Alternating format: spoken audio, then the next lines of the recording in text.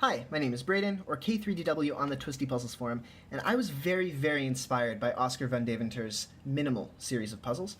He's made some deep-cut ones, like the minimal hexa, minimal hepta, minimal octa, and the three minimal decas. He's made a minimal mix-up, minimal 3x3, minimal 7x7. Basically, the concept is you take a puzzle, but you make it a void puzzle, and you make every single piece completely hollow, like you can stick your finger right through it. And of course, being a void puzzle, every piece interacts with every piece right next to it. There's no actual core, so you can stick things inside. And in fact, the cavity inside of this puzzle is quite large. But what is this puzzle? So I decided to remake one of my puzzles as a minimal style puzzle. So this is the minimal CaTSuP. So some of you might remember my CaTSuP puzzle. This is a corner-turning square pyramid, CaTSP CaTSuP. And it turns exactly like this. It is technically a jumbling puzzle, but sorry, the angles are such that it's a jumbling puzzle. But I implemented it in a way that it once you put it, like, it's very easy to get it back to its starting shape. And so, oops, there's powder coming off this. So this is my CaTSuP. So this right here is my minimal CaTSuP. So this is exactly the same puzzle as this one, and in fact I stickered it the same way. I should probably get this back to solved very quickly.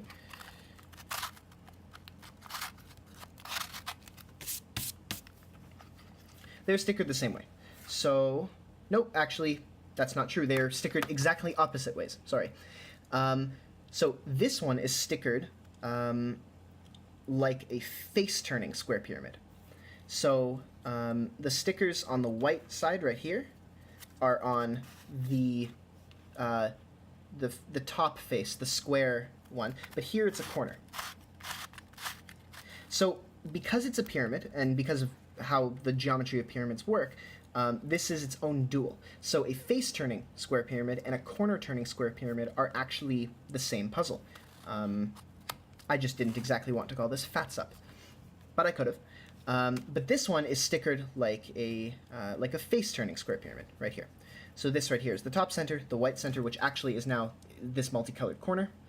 Let me orient them so they're the same. Oops. Just like this. These edges are these edges. These triangles right here are these triangles right here, and they're on the bottom as well. On the bottom. So the center pieces, as you might call them, on the CaTSuP are these corners right here. So these are the ones that are, they stay stationary and they're screwed directly into the core. The ones that stay stationary on the minimal CaTSuP are these triangles right here, which correspond to, oops, they correspond to these right there. So when you make a face turn, just like that. And this is the yellow face. Now I know that Oscar usually dyes his minimal puzzles. I thought it would be very interesting to sticker my minimal puzzle. Sorry, and just to make it look nice on the inside. I quite like the way this looks. I'm very surprised it actually ended up working, because when I first got the pieces, they didn't turn at all. In fact, I couldn't get any two neighboring pieces together. But I worked it in. So I would put two pieces together and take them out, put them in, take them out. And then I would just keep doing this back and forth, but with only two pieces, not with the entire puzzle, just two pieces. And I spent 2 weeks taking every pair of two pieces that connects each other and making sure that each pair of two pieces turns perfectly. And then I assembled the puzzle. So that was quite a lot of work to do. I should probably change the tolerances on this thing if I want to make another one, if anybody else wants one. But I ended up getting it working. Another thing that I might have to change for next time is the actual mechanism of, or how to assemble this. I actually don't know how Oscar assembles his minimal puzzles, because I know he must disassemble his minimal puzzles. Those things are very, very hard to solve, and he scrambles them, and I'm quite sure he doesn't solve them.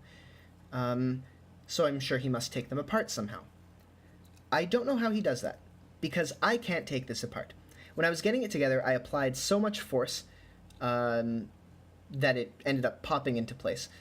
And the reason was because I couldn't get it together. I only realized afterwards that it was because there's no possible way that I should be able to get this together. I guess the plastic just bent a little bit and then, flexed and then went back to how it was. But there's no reason that this should actually go together, and so this thing can never come apart. I actually dyed it as one piece because I couldn't get it apart, and this thing can never come apart. So I will have to ask him how he takes apart his puzzles and how he ends up assembling them. Because I know he must be able to take them apart after he assembles them, but I can't. So that was just kind of interesting, but that's okay. I have no need to take this apart. I just don't know how to solve it. And so if I ever scramble it, I will just have to figure it out. So this puzzle, of course, turns just like a CaTSuP. So right here, it turns at the angle of, I believe it was somewhere around 100 and... I really should have prepared for this. I think it's maybe 130 degrees, maybe? I could be completely wrong. I calculated it one time, but I don't remember. So it turns like that. You got to get it lined up perfectly because it is a void puzzle. And then you can turn right here. And then you can do the same, just like that. I do have super stickers on this puzzle as well, just like on my CaTSuP here. It's just the super stickers are that on the inside of the triangles. There's 3 different colors. Now you might be thinking, oh, well, are there 2 triangles that have a white, a yellow, and a green? There are, but they're opposites. So this has white on the top, green on the left, yellow on the right. White on the top, green on the right, yellow on the left. Okay. And then once you, do one of those moves that shapeshifts and then puts it back to its shape, you can then do one of the top face moves, just like that. Now I don't want to scramble this because, as I said, I don't know how to solve it. So I'll just put it back how it was. And one last interesting challenge was getting the stickers on. So putting the stickers in the tiny triangles in there was actually very difficult. I can't fit my fingers in here, so I can't exactly press it down with my finger. I had to use a scalpel, and I have tweezers right over here. So I used tweezers and a scalpel, and I was able to end up surgically putting these in here, for lack of a better term. But overall, I think this is a very successful puzzle, and I'm very happy it worked. So I really enjoy playing this thing. I think it looks very nice, and I hope you do too. So thank you very much.